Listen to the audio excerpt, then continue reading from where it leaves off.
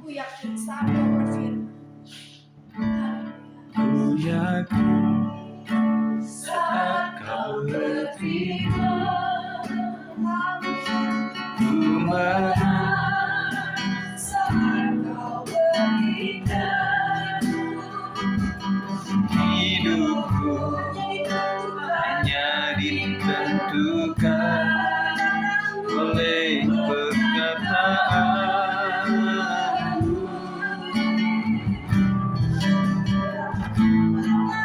Aman karena Kau berjaga. Ku kuat saat Kau berkorban. Hidupku hanya ditentukan oleh kuasa-Mu.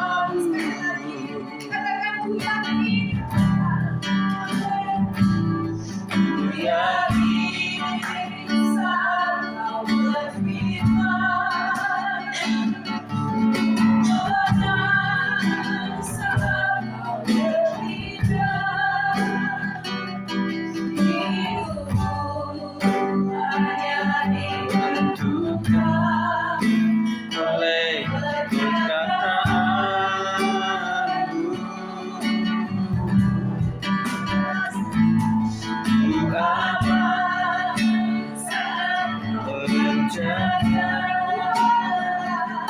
Ku kuat saat Kau berkorban. Hidupku hanya ditentukan oleh kuasa-Mu.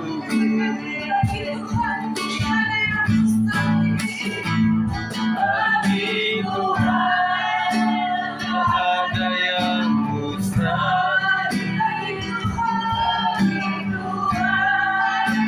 tak ada yang terbukti.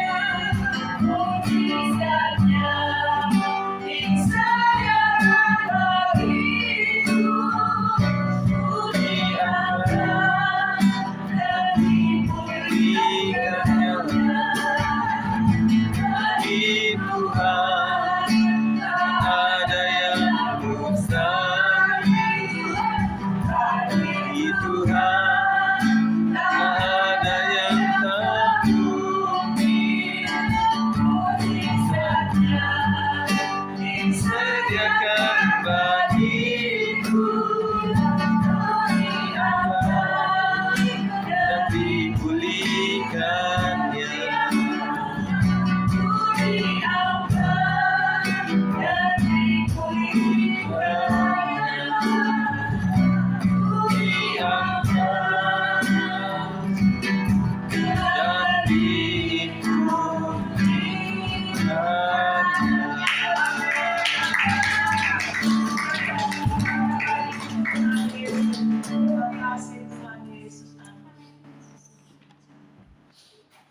Mari kita berdoa. Terima kasih Tuhan, kami percaya Tuhan mengizinkan segala sesuatu terjadi karena Engkau melihat, karena Engkau tahu Tuhan. Ketika kami bisa menaklukkannya, maka itulah bahwa Tuhan memberikan kekuatan kuasa kepada setiap umat Tuhan. Tetapi ketika sesuatu tidak mampu kami tanggung, tidak kami mampu lakukan, maka Roh Kudus yang memimpin kami, membimbing kami, memberikan hikmat, marifat, dan memberikan kekuatan Tuhan. Terima kasih sampai hari ini kami masih berjuang untuk tetap beriman di dalam Tuhan. Kami rindu Tuhan sebelum lebih jauh untuk berdoa untuk negara kami, untuk kota kami tercinta dan juga gereja kami, dan juga para jemaat, seluruh pelayan, kami ingin didasari oleh kebenaran firman Tuhan. Berbicaralah Tuhan, supaya setiap kami diberkati oleh Tuhan. Kemuliaan bagi Tuhan saja, demi nama Yesus kami berdoa. Haleluya, amin. Puji Tuhan, saya sudah sharekan di grup. Kita akan bicara mengenai hidup dalam iman. Orang benar akan hidup oleh karena percaya, karena imannya kepada Tuhan. Pembacaan kita dalam 1 Tesalonika 1 ayat 8. Kita baca sama-sama, 1, 2, 3. Karena dari antara kamu firman Tuhan bergema bukan hanya di Makedonia dan Akhaya saja, tetapi di semua tempat telah tersiar kabar tentang imanmu kepada Allah, sehingga kami tidak usah mengatakan apa-apa tentang hal itu. Jemaat Tesalonika adalah jemaat yang masih muda dalam iman. Artinya jemaat perintisan, kalau zaman sekarang disebutnya jemaat ranting atau bakal jemaat begitu ya. Tetapi kehidupan mereka menjadi kesaksian yang kuat bagi banyak orang, termasuk kita yang telah mendengarkan firman Tuhan. Paulus mengatakan bahwa firman Tuhan bergema dari mereka. Kata bergema menggambarkan suara yang terus memancar dan terdengar jauh. Jadi menggema gitu ya. Jadi biasanya suara yang menggema itu di gedung yang kosong atau di tebing begitu ya. Nah itu suaranya akan terdengar. Satu kali bersuara tetapi akan jauh terdengar. Bukan hanya khotbah mereka yang didengar orang, tetapi juga iman dan kehidupan mereka. Jadi iman itu ditunjukkan melalui kehidupan kita sekalian. Jadi iman itu harus diaplikasikan dalam bentuk gaya hidup atau model hidup atau bentuk kehidupan gitu. Jadi itulah wujud dari iman. Kalau orang lain mengatakan bahwa melakukan apa-apa itu adalah sebagian dari iman. Nah, kita juga percaya apapun yang kita lakukan, apa yang kita pertimbangkan, apa yang kita pikirkan, apa yang kita putuskan, apa yang kita katakan dan kita lakukan itu harus dengan iman. Sebab tanpa iman maka tidak berkenan di mata Allah. Makanya apa-apa harus dengan iman dan percaya. Renungan ini mengingatkan kita bahwa kesaksian yang paling kuat seringkali bukan berasal dari kata-kata saja, melainkan dari kehidupan yang mencerminkan Kristus. Jadi kita itu adalah cermin daripada Kristus. Setiap kali kita berada di mana, kita sedang melakukan apa-apa, kita harus ingat bahwa saya adalah umat Tuhan. Dimanapun, berhadapan dengan siapapun, kita tekadkan hati kita percayakan bahwa saya ini adalah anak Tuhan. Berarti kalau saya anak Tuhan, dimanapun saya berada, banyak orang melihat saya. Nah ketika banyak orang melihat saya, artinya PR buat saya adalah di saat tidak cuma bahagia, tetapi dalam saat kesedihan pun saya bisa menyiratkan suatu kemenangan begitu. Kenapa? Karena dengan begitu ketika orang tahu kita sedang punya masalah, terus kemudian kita bisa memberikan aura yang sukacita, gembira, selanjutnya orang akan bertanya, orang ini kenapa ya dalam masalah tetapi masih dalam keadaan baik-baik saja. Gitu. Nah, kalau misalnya kita sedang punya masalah dan kita ributnya, kita marahnya atau kita murungnya itu lebih dari mereka, kita nggak jadi saksi gitu. Jadi harus ingat, apalagi di saat kita di muka orang-orang yang dalam tanda kutip calon kita ingin memenangkan mereka itu, kita harus ingat dia sedang melihat saya, dia sedang mempelajari saya. Begitu. Apalagi tetangga ya. Nah kita mesti hati-hati dan ketika kita menunjukkan sesuatu yang berbeda dari dunia ini, nah kita jadi saksi. Itu paling tidak kalau kita tidak bisa mengenalkan kebenaran di hadapan mereka, kita memberikan tindakan atau teladan bagi mereka itu. Jadi paling tidak kalau mereka tidak mendengarkan kita sedang memberikan kayak renungan atau khotbah begitu, tetapi lewat kehidupan kita jadi saksi, jadi terang dan garam dunia. Ketika jemaat hidup dalam kasih, kesetiaan, kekudusan, dan pengharapan, orang lain dapat melihat pekerjaan Tuhan yang nyata. Jadi kita dituntut untuk hidup dalam kasih. Nah ini kasih yang paling dikenal oleh banyak orang dan banyak agama. Jadi agama pun memang baik-baik, tetapi yang agak berbeda itu dalam agama orang Kristen itu tidak cuma baik tetapi ada kasih. Kasih itu terbalut dalam bentuk sampai kepada mengasihi musuh. Itu yang mungkin orang dunia nggak dapat. Nah kita masih dapat.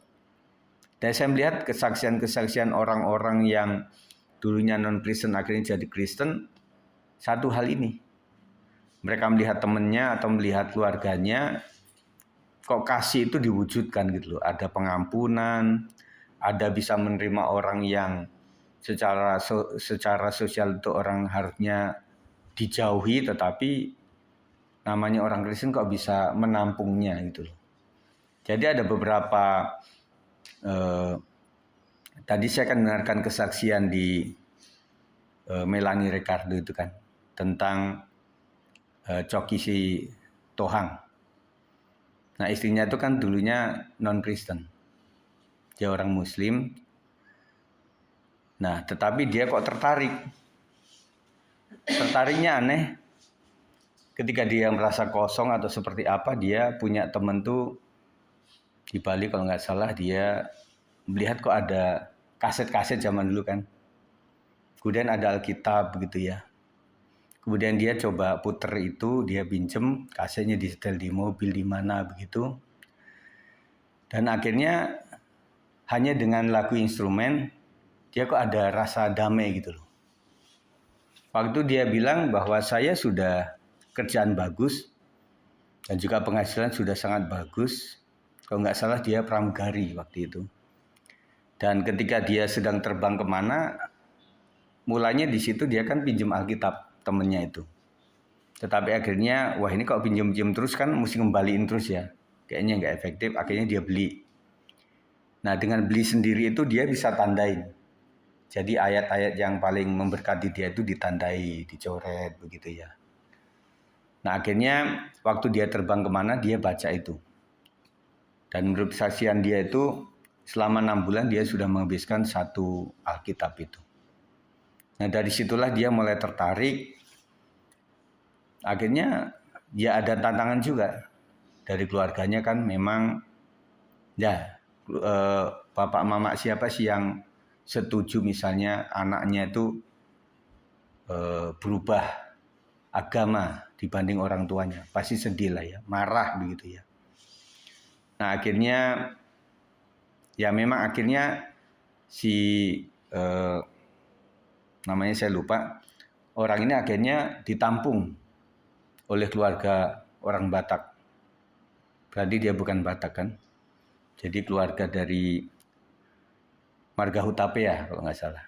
Nah begitu akhirnya di situ dia semakin mengerti bahwa jadi umat Tuhan itu memang adem, ayem gitu ya. Meskipun ditinggalkan keluarga, artinya keluarga Hutapea itu memang mengangkat dia untuk menjadi putrinya lah begitu.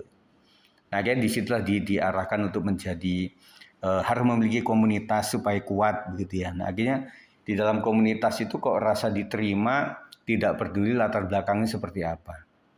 Nah, di situ akhirnya dia dalam persekutuan yang itu kenalah sama Choky Sitohang ini.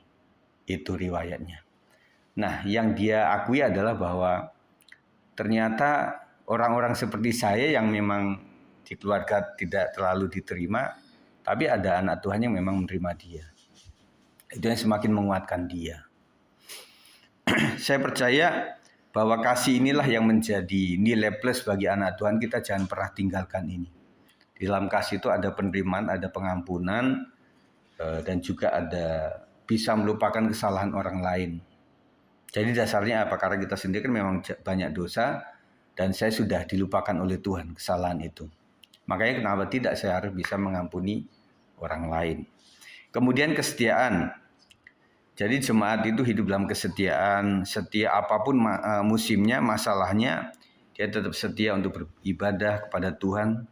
Dan mereka menjaga kekudusan dan pengharapan di dalam Tuhan. Jadi jemaat-jemaat itu adalah meskipun jemaat yang baru, bakal jemaat, tetapi ada kehidupan dalam kasih, kesetiaan, kekudusan, dan pengharapan. Orang lain dapat melihat pekerjaan Tuhan yang nyata melalui itu. Jadi teman-teman sekalian, kita bisa berteori bahwa Yesus itu begini-begini, itu mungkin mereka bisa masuk gitu loh. Tetapi lebih mempengaruhi ketika kita nggak usah ngomong itu, tetapi kita menjalankan kaidah-kaidah atau prinsip-prinsip Alkitab. Itu lebih mengena begitu. Artinya kesaksian hidup di dalam kita bertetangga, dalam komunitas apapun, itu yang menjadikan orang bisa tertarik dan bisa meniru kita. Di tengah berbagai tantangan bangsa, Indonesia saat ini Tuhan memanggil gerejanya untuk menjadi suara yang bergema. Jadi Indonesia sedang harus kita doakan, karena memang isu-isu banyak sekali yang ada di medsos itu. Makanya saya bilang kalau melihat medsos, ya doakan saja. Dolar naik, ya kita doakan. Prabowo mau digulingkan, kita doakan. Misalnya dijegal tentang IKN bagaimana, ya kita doakan saja. Itu yang bisa kita lakukan. Firman Tuhan harus terdengar melalui perkataan kita, tetapi juga melalui tindakan, melalui kepedulian, kejujuran, dan kasih kepada sesama. Nah, pokoknya tindakan kita harus menunjukkan firman Tuhan yang kita dengar. Itu namanya integritas. Jadi kita dengar firman Tuhan, kita lakukan firman Tuhan, seperti apa yang kita dengungkan dalam pembacaan Alkitab, kita juga lakukan itu. Jadi kita melakukan berdasarkan yang firman Tuhan tuliskan. Kalau firman Tuhan mengatakan berilah, kita akan memberi. Ketika firman Tuhan berkata pedulilah kepada sesama manusia, kita peduli. Ampunilah sesama manusia, ampunilah musuhmu, kita melakukan itu. Jadi dasarnya adalah firman Tuhan yang kita baca selama ini. Dengan demikian, orang-orang di sekitar kita dapat mengenal Kristus melalui kehidupan kita. Jadi orang kenal Kristus itu seharusnya melalui kesaksian hidup kita. Itu akan lebih kuat. Pertanyaannya, apakah iman kita hanya diketahui dalam gereja atau sudah bergema hingga membawa dampak bagi keluarga, lingkungan, kerja, sekolah, dan masyarakat? Itu pertanyaan buat kita. Apakah berdampak iman kita itu? Atau hanya kita sendiri? Paling tidak dampaknya adalah kita melakukan iman kita, orang lain melihat. Sehingga semoga mereka itu melihat karya kita, mereka akan bisa meniru, paling tidak begitulah ya. Nah, kalau pelajar itu misalnya ketika murid-murid lain itu pada nyontek tetapi dia nggak nyontek, nah itu jadi berkat. Habis itu yang nyontek malah nilainya jeblok, yang nggak nyontek malah bagus, itu lebih jadi kesaksian lagi. Kiranya Tuhan menolong kita menjadi jemaat yang bukan hanya mendengar firman tetapi juga melakukannya, sehingga nama Tuhan dimuliakan melalui hidup kita. Nah, sebagai pokok doa kita berdoa agar kehidupan jemaat menjadi kesaksian yang baik bagi masyarakat, termasuk kita kan jemaat. Berdoa agar firman Tuhan terus bergema melalui gereja-gereja di Indonesia. Nah, kita doakan terus. Kemudian berdoa agar setiap orang percaya hidup setia sehingga banyak orang datang kepada Kristus. Itu yang saya sampaikan malam hari ini. Selanjutnya setelah saya berdoa menerima firman Tuhan, kita akan bagi-bagi pokok doa kita ya. Mari kita berdoa. Tuhan Yesus, terima kasih jadikan kami menjadi berkat melalui pikiran, perkataan, melalui ide, melalui saran kami, melalui pertimbangan dan keputusan kami, melalui tindakan kami, sehingga kehidupan kami boleh menjadi berkat bagi mereka Tuhan. Ampuni jikalau selama ini mungkin kami masih merasa malu, kami merasa takut untuk menjadi orang Kristen yang terdetek oleh orang lain. Tetapi Tuhan, kami percaya ketika Tuhan panggil kami sebagai murid Tuhan, maka Tuhan melindungi kami dimanapun kami berada Tuhan. Jadikan kami menjadi berkat, jadikan kami menjadi orang-orang yang bisa memenangkan jiwa, dan kami tahu Tuhan bahwa itu tidaklah mudah dan kami membutuhkan roh Tuhan. Berkati kami dengan kekuatan yang baru, supaya kami bisa bersaksi, dan kami membutuhkan kuasa, dunamos dari Tuhan, sebelum kami menyaksikan sesuatu kepada orang lain, bagi keluarga kami, dan juga keluarga besar kami Tuhan. Berkati kami lebih lagi Tuhan, supaya kami menjadi pelaku firman Tuhan, tidak segera menjadi pendengar firman Tuhan yang baik. Demi nama Yesus kami berdoa. Haleluya. Amin.